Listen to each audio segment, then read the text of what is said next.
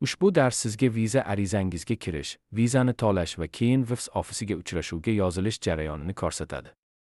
Arizani tugatgandan so'ng, biz sizga Buyuk Britaniyaga viza to'lovi uchun havola va parol yuboramiz. Parolni qo'lda kiritmang, elektron pochtadan nusxa oling. Parol oldida yoki keyin bosh joy qo'shmang. Bu xatolik sabab bo'lishi mumkin. Xat matni: Salom, iltimos, viza arizangiz uchun hisob qaydnomangizga havolani toping. Parolingizni kiriting va vizangizni to'lang. To'lovni bank kartalari yoki PayPal orqali amalga oshiring. Kartangizda yetarli mablag' borligiga ishonch hosil qiling. Salom, viza arizangiz uchun hisob qaydnomangizga havolani ko'ring. Parolingizni kiriting va vizangizni to'lang. Arizangizda hech narsa o'zgartirmang. To'lovni bank kartalari yoki PayPal orqali amalga oshiring. To'lov muddati 2025 yil 13 fevralgacha. Viza arizangizga kirish uchun parolingizni kiriting va kirish tugmasini bosing. Agar 25 daqiqa davomida faol bo'lmasangiz, avtomatik ravishda tizimdan chiqarilasiz. To'lovni Google Pay yoki PayPal orqali amalga oshiring. Kredit yoki debet kartalarini tanlang. To'lovni amalga oshirishdan oldin bank kartangiz onlayn tranzaksiyalar uchun ruxsat etilganligini tekshiring. To'lov faqat bank tomonidan onlayn to'lovlar uchun ruxsat etilgan kredit yoki debet kartalari yoki PayPal orqali amalga oshirilishi mumkin.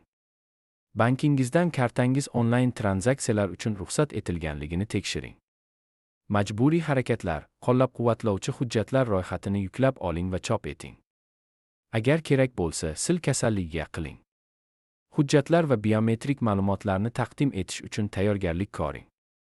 Biometrik ma'lumotlaringizni taqdim etish uchun davom etish tugmasini bosing. Arizangiz muvaffaqiyatli bo'lishi uchun barcha majburiy harakatlarni bajarishingiz kerak.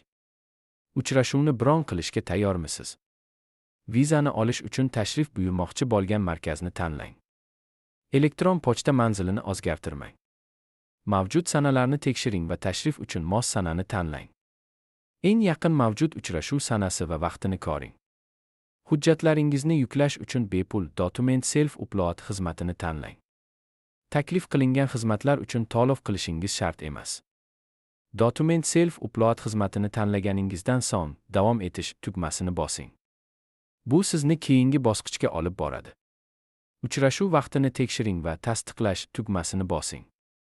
Telefon raqamingizni ko'rib chiqing va kerakli ma'lumotlarni kiriting.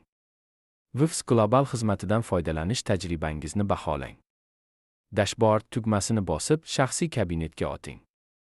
Uchrashuvni tasdiqlash xatini yuklab oling. Hujjatlarni yuklash uchun Document Self-Upload bo'limiga o'ting. Fayllaringizni yuklash uchun Upload Files tugmasini bosing. Hujjatlarni yuklash jarayonini boshlang. Pasportingiz va nazorat ro'yxatining nusxasini yuklashni unutmang. Ushbu fayllarsiz WIFS ofisiga borsangiz, har bir yuklangan hujjat uchun qo'shimcha to'lov olinadi. Hujjatlarni qo'shgandan so'ng Save and Upload tugmasini bosing. Shartlar va qoidalarni qabul qilish uchun belgilangan katakchani belgilang. Arizangiz holatini tekshirish uchun GUF raqamingiz va elektron pochta manzilingizni kiriting. Faqat bizning elektron pochta manzilimizdan foydalaning, shaxsiy manzilingizni ishlatmang.